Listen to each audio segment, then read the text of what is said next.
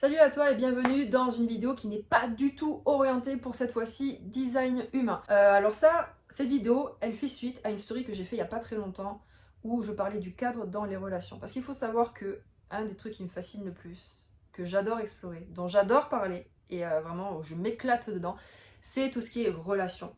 Alors homme-femme ou pas, peu importe, mais les relations qu'il y a entre deux personnes. Tous les jeux de séduction, les jeux de pouvoir et tout ce qui se trame en fait en dessous de la relation. C'est quelque chose que j'adore, dont je pourrais parler des heures et des heures, et où j'ai été plongée assez de manière vive il y a quelques années quand je sortais d'une relation hyper compliquée qui avait vraiment éclaté mon cadre, où je n'avais plus aucune limite, je ne savais plus du tout comment me positionner. Et je suis tombée dans le milieu de la danse, de la kizomba. Et pour ceux qui connaissent, donc on peut passer de très très bons moments en kiz et on peut aussi rencontrer des personnes qui sont très très très carencées, comme moi d'ailleurs je l'étais à l'époque. Et quand on est carencé, quand on n'a pas de cadre, quand on n'a pas de limite, et ben voilà, je suis tombée avec des relations où c'était des pervers, des manipulateurs, du ghosting, j'ai reçu énormément de claques par rapport à ça en très peu de temps, et vu que j'apprends assez vite, c'est voilà, j'ai compris pas mal de choses et j'ai surtout compris que c'était moi qui amenais en fait tout ça.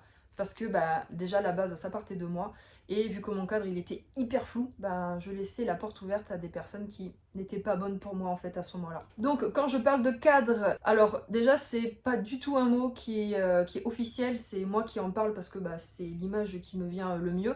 Donc il n'y a rien d'officiel, il n'y a rien de psychologique, c'est juste ma manière d'en parler.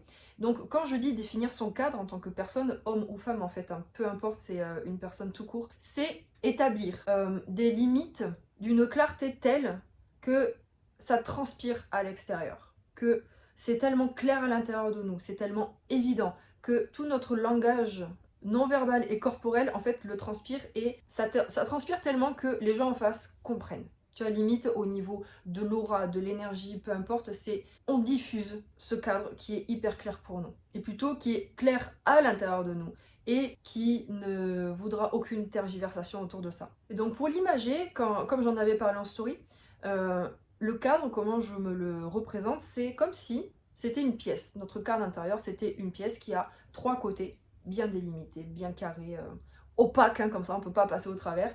Et on a un dernier côté qui est ouvert un petit peu sur l'autre, comme ça on n'est pas non plus trop ermite. C'est comme si ces murs, ces côtés, peu importe, ils étaient tellement clairs, tellement évidents que les personnes, quand elles se rapprochent de nous, de notre pièce, de notre cadre, elles ne peuvent pas aller au-delà. Elles sont obligées de faire le tour et de rentrer par l'ouverture que nous on a décidé d'ouvrir, et qui est en plus safe et saine pour nous. C'est-à-dire que vraiment nos limites elles sont très claires, très posées, et qu'il n'y a pas à tergiverser, il n'y a même pas à mettre un panneau attention faites le tour, tu vois, ou passer au-dessus. Non, en fait les gens ils savent, en fait on fait le tour et puis on va de l'autre côté. Et en fait les relations ça peut vraiment se passer comme ça, mais ça implique d'avoir un cadre qui est d'abord clair à l'intérieur de nous. Sauf que poser son cadre, ça veut dire quoi? Ça veut dire que on connaît nos limites et on les pose, on en parle. Et ça, rien que ça peut être un travail qui peut durer super longtemps. Parce que même moi, jusqu'à il n'y a pas très longtemps, en fait, j'avais mes limites qui étaient super floues, pour le coup. Ça implique aussi de s'exprimer, voilà, d'apprendre à s'exprimer, de poser les mots, et de ne pas avoir peur du conflit, aussi, entre autres, ou de ce que ça peut générer chez l'autre, en disant, écoute, ça pour moi oui, ça pour moi c'est non. Et c'est aussi être au clair sur ce avec quoi on peut tergiverser et ce avec quoi on ne tergiverse plus. Et tu vois, pour le coup, là je vais te raconter un petit peu mon histoire parce que c'est un petit peu de là qu'est venue un peu une définition plus claire pour moi du cadre. Cette année, j'étais confrontée à potentiellement vivre une situation dans ma vie personnelle, tu vois. Une situation à laquelle je pensais être beaucoup plus aguerrie, donc parce que j'avais travaillé sur moi, parce que c'était un truc que j'avais envie aussi d'expérimenter quelque part. Et devant le fait accompli, franchement, il n'y avait plus personne. Toutes mes peurs, elles sont arrivées. La peur de l'abandon, de la trahison, la totale, tu vois. Et vraiment, pendant un moment, je me suis dit, non mais je vais lutter, je vais y aller quand même, parce que c'est quelque chose qui me parle aussi quelque part à l'intérieur de moi. Et je me dis, bon vas-y, j'y vais. Et avec une coach que j'ai pris cet été, donc j'en ai parlé, et elle m'a dit, mais est-ce que tu veux vraiment vivre ça? Et sur le coup, je me suis dit, mon ego disait, oui, ligne 3, je peux vivre un peu de tout, je peux, tu vois, j'ai les épaules pour, ça va. Et elle me dit, mais tu veux vraiment vivre ça? Parce que je pense que c'est vraiment en contradiction avec tes valeurs ou ton état du moment, ou ce que tu as envie juste de vivre sur le moment. Et là, ça m'a fait un gros tilt. Parce que ce qu'il en est ressorti, c'était que je me suis adaptée encore émotionnellement à l'autre pour essayer de tester quelque chose qui ne me convenait pas forcément. Quand je me visualisais aller dans cette situation ou l'expérimenter, j'étais mal, j'étais tellement mal. Et là on en revient à l'autorité intérieure en design humain, mes émotions c'était une cata, je me sentais drainée, ça allait pas. Et quand je me visualisais en train de dire là voilà, cette situation en fait je ne veux pas la vivre, je ne suis pas prête et pour l'instant pour moi c'est non. Et là il y avait un énorme poids qui s'enlevait.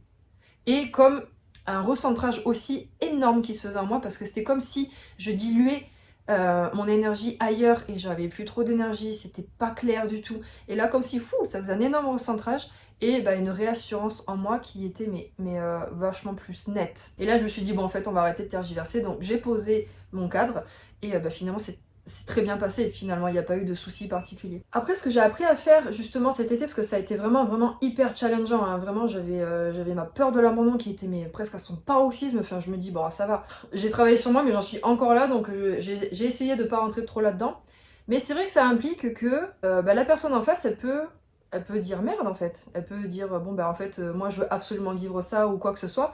Et c'est vrai que ça implique de se dire, la relation en fait peut s'arrêter, ou il peut se passer autre chose qu'on n'a pas envie de vivre, mais c'est presque le prix à payer pour notre bien-être. Et justement, dans les relations, ce qu'on a aussi du mal à faire, c'est d'être au clair avec nos valeurs. Tu vois, ce que j'ai compris moi cet été, ce que cette situation, enfin ce vécu m'a appris, c'est que je recherchais la paix. Mais vraiment la paix. Alors c'est pas parce que je suis manifesteur en design humain, c'est pas...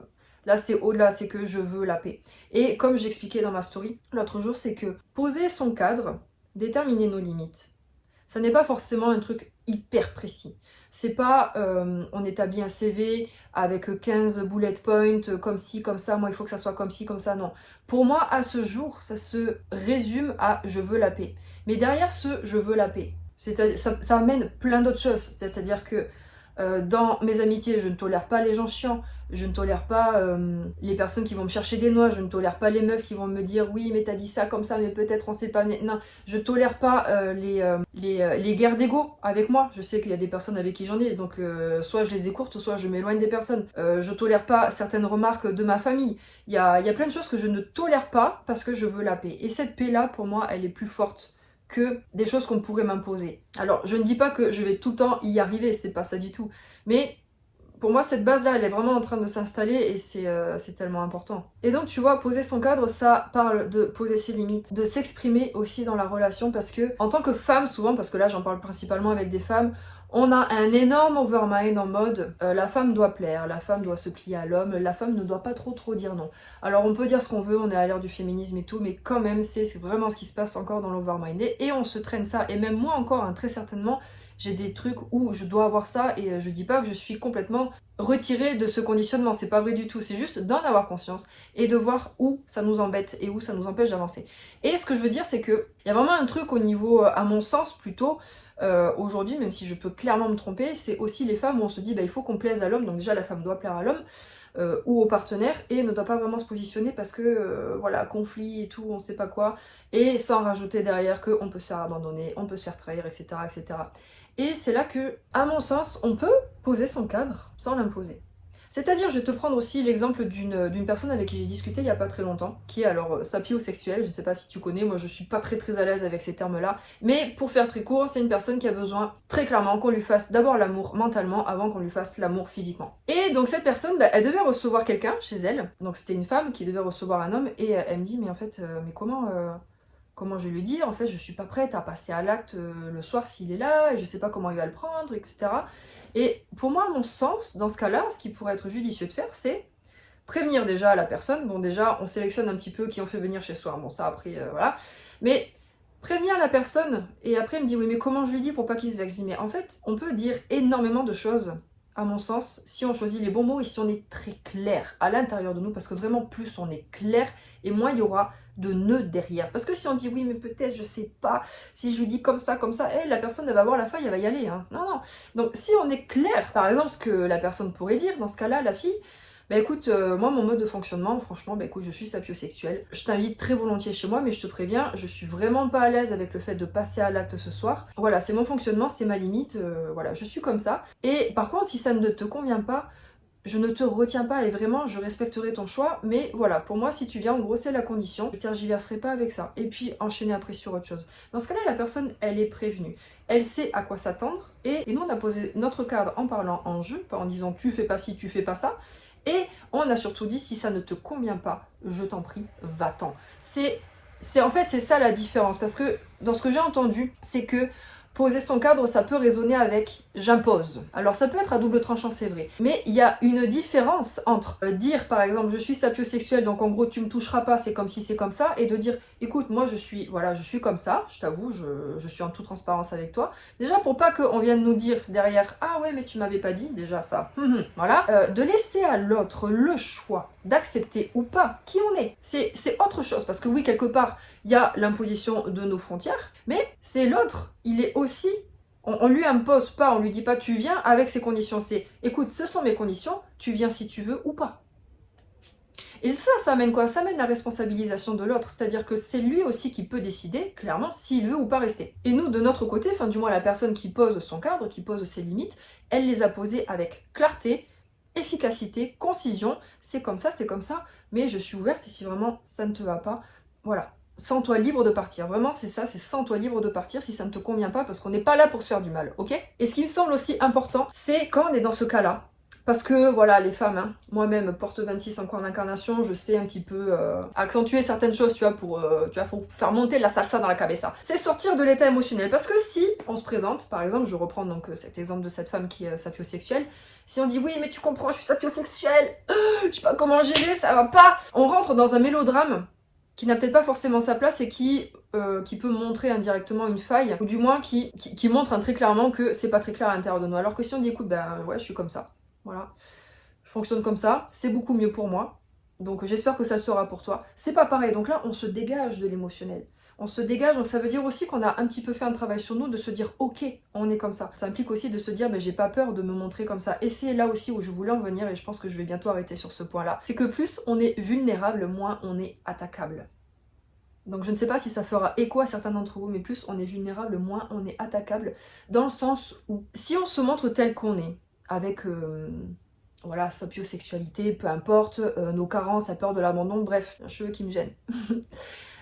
Toutes nos carences ou tout ce qui nous touche, en fait tout ce qui forme notre vulnérabilité, donc ça amène pas mal de choses. Déjà, la personne est au courant. Elle pourra pas te dire 3 mois après, oh tu m'avais pas dit, et puis après toi tu diras, je t'ai prévenu, rappelle-toi, est-ce que je ne t'ai pas dit ça? Et là, la personne, elle va se retrouver con, elle va dire « Ah oui, c'est vrai !» Donc elle est prévenue. De deux, ça permet de poser aussi un cadre. Si tu dis « Écoute, moi franchement, aujourd'hui, ma peur de l'abandon, ouais, clairement, elle est exacerbée. » Voilà, je te préviens, je travaille dessus, c'est cool.